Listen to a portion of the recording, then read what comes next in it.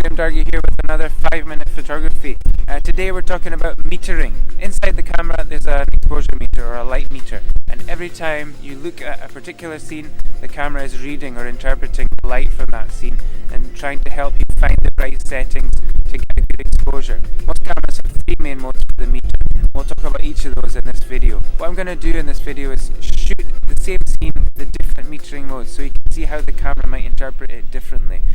Will there be a big difference or will there be a small difference? We'll see as we go. And you can see I'm on location again today, which I'd much rather do. And now that lockdown's eased up, hopefully I can do more of these videos out and about rather than sitting at my desk. So before I get into that, as usual, I'll invite you to subscribe to the channel so you can see more videos as they come up, my location videos around Scotland, and give the video the thumbs up. That tells YouTube to show it to more people, and that's helpful for me. Also head to my website where you can get my free ebook 3 Steps to Better Photographs and find out all about what I do. Okay, let's get into it. So, as I said, the exposure meter can work in 3 main modes. Most cameras have 3 main modes. There's evaluative or matrix metering as it's called in Nikon, center weighted, and spot metering. So let's start with evaluative matrix metering. That's the mode that is probably the best for most people most of the time. Evaluative metering takes a complicated reading from all over the scene. And it works out what it thinks you're looking at and tries to give you the best exposure. It's worth noting that what the camera meter wants to do is look at all the tones in the image and kind of make everything land overall at middle grey. So that's good most of the time. If there's a lot of mid-tones, some highlights, some shadows, it's going to do a fine job. So the matrix mode will do a good job most of the time. Certain scenes will catch it out.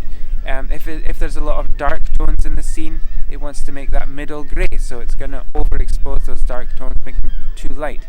And if it sees a lot of bright tones, it's going to want to make those middle grey as well, and it might tend to underexpose that scene.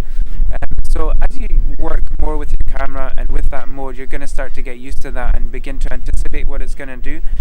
So matrix metering is fine for just about any occasion. So here's the shot that I've shot with this scene using the matrix or evaluative metering, and that's coming in at a quarter of a second at f11, and that looks okay. Check the histogram, it's a little bit underexposed, so there's a chunk of light stuff at the top, a chunk of dark stuff at the bottom, and it's done okay. It's definitely acceptable and workable. Let's change that now to center weighted metering. Most cameras have center weighted metering, and that takes the bulk of the reading from the central chunk of the frame, maybe about this kind of area. It does read the edges as well, but the bulk of the reading is going to be taken from the middle. So that's good if you have a centrally located subject in your scene. Let's have a look at that. That wants to give me a third of a second at f11. So that's slightly different than the matrix metering. It's in the ballpark, it's fine. The next mode I'll talk about is spot metering.